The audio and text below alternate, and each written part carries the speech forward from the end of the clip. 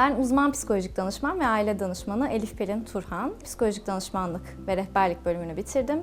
Daha sonrasında yine psikolojik danışmanlık ve rehberlik alanında uzmanlığımı aldım. Yetişkin bireysel psikolojik danışmanlığı, bunun dışında yine çocukların psikolojik danışmanlığı, aile psikolojik danışmanlığı ve çift psikolojik danışmanlığıyla genel olarak ilgileniyorum. Zaman değişiyor, teknoloji değişiyor ve haliyle bizim de buna ayak uydurmamız gerekiyor. Şimdi bizim sürecimizde online psikolojik danışmanlıklar çok fazla revaçta olmaya başladı. Çünkü bu özellikle pandemi döneminden sonra insanlar online'a yönelmeye başladılar. Ve böylelikle ben de online psikolojik danışmanlık noktasında da hizmet vermeye başladım. Benim bir psikolojik danışman olarak tabii ki önceliğim danışanımı görmek, birebir temas kurmak. Bundan yanayım her zaman için. Online eğer fırsatımız yoksa, eğer uzaktaysa elbette ki faydalı oluyor. Fakat fırsatı varsa ve gelebiliyorsa mutlaka onu tercih ediyorum. Aşırı korumacı ebeveyn gerçekten çok sık karşılaştığımız bir durum. Aşırı korumacı ebeveynler çocuğun ilerleyen yaşamlarında özgüven problemi yaşamasına sebep olabiliyor. Bunun dışında hep bir dayanak arıyor çocuk kendisine. Yani yaptığı her şeyde bir sorumlu arıyor ya da herhangi bir hatasında dayanacak birilerini arıyor. Böylelikle kimliğini oturtamıyor maalesef çocuk. En büyük karşılaştığımız problemler kesinlikle bunlar oluyor. Şöyle küçük bir örnek vereyim size. Çok basit bir örnek, eminim hepimizin de karşılaştığı bir örnektir. Örneğin ortada bir sehpa duruyor. Bu çocuğun çok küçüklük döneminden söz ediyorum. Bu sehpaya çocuk kafasını çarpıyor. Kafasını çarptıktan sonra ağlamaya başlıyor doğal olarak. Anne hemen tutuyor çocuğu, alıyor, kaldırıyor ve kucaklıyor. Ağlamasına dayanamıyor. Yavrum ağlama diyor. Yani ağlama, sana bu masa mı zarar verdi? Bu masa mı dövdü seni? Ben de onu döveceğim. Pis masa, pis masa diye masaya doğru vurmaya başlıyor. Bu çok sık karşılaştığımız bir durum. Çok küçük görünen bir durum ama korumacı ebeveynliğe gerçekten örnek bir durum. Bunun hiç ummadığımız sonuçları olabiliyor bu yaptığımız davranışın. Bunlardan bir tanesi çocuğa ağlama demek yanlış bir davranış. Çünkü çocuk olumsuz bir durumla karşılaştı, canını yaktı ve doğal olarak ağladı. Bu doğal tepkiye biz ağlama şeklinde bir tepki verirsek çocuğun ilerleyen dönemlerinde de ağlamasını, üzülmesini, olumsuz durumlar yaşamasını asla engelleyemeyeceğiz. Bunun farkındayız. Ama çocuğa yansıttığımız şey evet, ben bunu engelleyebilirim. Bir ikincisi, çocuk şunu öğreniyor. Yarın öbür gün işe gidiyor, okula gidiyor ve işe geç kalıyor, okula geç kalıyor. Sebebi ne oluyor biliyor musunuz? Trafik vardı. Alarm çalmadı.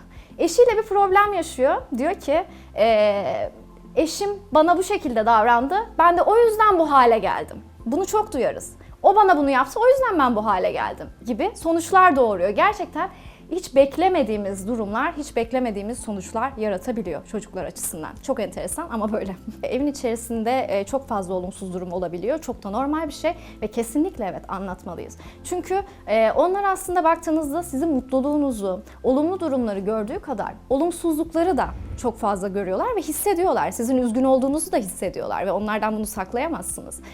Onlara gerçekten her şeyi bir yetişkin gibi anlatmak gerekiyor. Yine bir örnek vereceğim. Sürekli annelerden gidiyoruz ama öyle denk geldiği için. Bir anne ağlıyor örneğin evde ve çocuk yanına gidiyor. Anneciğim neden ağlıyorsun diyor. Bir sıkıntı mı oldu? Üzüldün mü diyor. Ve anne hemen arkasını dönüyor.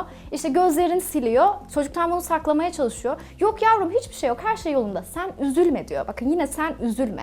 Bunu kontrol etmeye çalışıyor. Onun üzüntüsünü. Ve bu neyi yaratıyor biliyor musunuz? Çocuk bal gibi sizin ağladığınızın farkında. Bir olumsuzluk olduğunun farkında. Ama siz ona yalan söylüyorsunuz.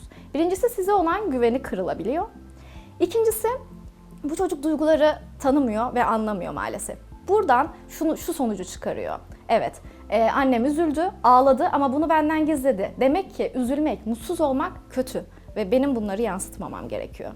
Bu çocuğun ilerleyen dönemlerde içine kapanık olmasına sebep olabiliyor. Bir diğer sonucu da şu, daha baskın duygularla o duyguyu örtmeye çalışıyor. Örneğin mutsuzluğunu öfkeyle bastırıyor. O şekilde gösteriyor. Çocuk öfkeleniyor. Öfkelenmek onun için mutsuzluğunu gösterdiği bir duygu ve biz bu çocuk neden öfkeleniyor diye bakıyoruz. Altına bir bakıyoruz, çocuk aslında mutsuz, bir şeye üzgün, bir şeye kırılmış gibi. Yaramazlık aslında normalde çok sevdiğim bir kavram değil, yaramaz çocuk. Olumsuz davranış gösteren çocuk, kaba tabirle yaramaz çocuğa nasıl davranmalıyız? Yaramaz çocuğun öncelikle neden yaramazlık yaptığına bakmamız gerekiyor. Bunun elbette altında yatan bir sebep var çünkü. Çocuk yaramazlık yapıyorsa bunun öncelikle en sık gördüğümüz sebebi şudur. Ben ilgi çekmek istiyorum. Ben buradayım. Beni gör. Bu demektir ki birinci sebep, çocuğunuza yeterince ilgi veriyor musunuz? Doğru ilgi veriyor musunuz? Ve gerçekten ona kaliteli bir vakit ayırıyor musunuz? Buna bakmanız gerekiyor. İkinci bir ihtimali şu, hayırı evete çevirmek. Çocuğun yaptığı şey şu, sen benim istemediğim bir şey yapıyorsan, yani benim istediğim şeye hayır diyorsan ben de böyle yaparım. Ben de senin istemediğin bir şey yaparım. Bana evet de, ben de durayım. Bu iki seçenek genellikle en sık karşılaştıklarımız oluyor. Çocuk peki yaramazlık yaptığında nasıl davranmamız gerekiyor? O ilgi çekmeye çalışıyor ve onu görmenizi sağlamaya çalışıyor ve onun için bu bir yöntem. Bu yöntemi devre dışı bırakmak için bunu öncelikle bir görmezden gelmeniz gerekiyor. Yaramazlığı bitene kadar.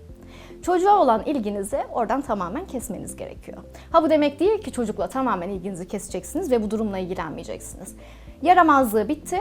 Olaylar gelişti. Sonrasında çocuğun yanına gidip sorunu anlamaya çalışmak ve aile içerisinde bir problem mi var? Gerçekten bu çocuğa ayırdığınız vakitte ya da çizdiğiniz sınırlarda bir problem mi var? Bunu kesinlikle görmek gerekiyor. Anne babalar artık isyan noktasına geldiklerinde, ben artık yetişemiyorum, ne yapacağımı da bilemiyorum hocam dediklerinde bize geliyorlar. Genelde gerçekten onlar bizi arayıp buluyorlar. Şimdi yetişkinleri biraz daha evirip çevirmek biraz daha zor, biraz daha düzenlemek zor. Çocuklar daha kolay bu konuda. Çocukların tabii ki duruma bağlı. Çocukların durumuna bağlı, ailenin durumuna bağlı. Sorun ne kadar büyük bir sorun. Bazen altından o kadar büyük sorunlar çıkıyor ki çünkü. Biz bile şaşırıyoruz. Nereden başlamalıyız, ne yapmalıyız? Önce bir kurguluyoruz bunu, ne yapmalıyız? Ve bu seanslar tabii ki kişiye, aileye göre değişiyor. Bu minimum biz seans yaparken 10 seans diyoruz. Çünkü 10 seansın altında olayları anlamak, işte çözümleme sürecine gitmek pek mümkün olmuyor. Öncelikle çünkü derinlemesine her şeyi anlamaya çalışıyoruz. Yani ailede neler var, dinamikler nelerdir? Hepsini tek tek öncelikle anlıyoruz. Bu zaten ortalama bir 3-4 seans sürüyor diyebilirim. Bu noktada araştırmak çok önemli. Önümüzde artık çok fazla kaynak var. Nasıl doğru davranmamız gerektiğini anlatan kitaplar var, videolar var. Bunlardan çok fazla destek alabilirler aileler. Evet biliyorum çok vakitleri yok ama çocuklar da çok önemli bir noktada. Çocuk aslında daha gelişirken, yetişirken, daha sorunla karşılaşmadan, karşılaşırsam ne yapabilirimi öğrenirlerse onlar için çok daha sağlıklı olacaktır. Ve bir alarm veriyorsa çocuk mutlaka bunu göz ardı etmemek gerekiyor. Uzmana danışmak konusunda kesinlikle bu konuyu es geçmemek gerekiyor. Bir uzmana danışmak kesinlikle gerekiyor.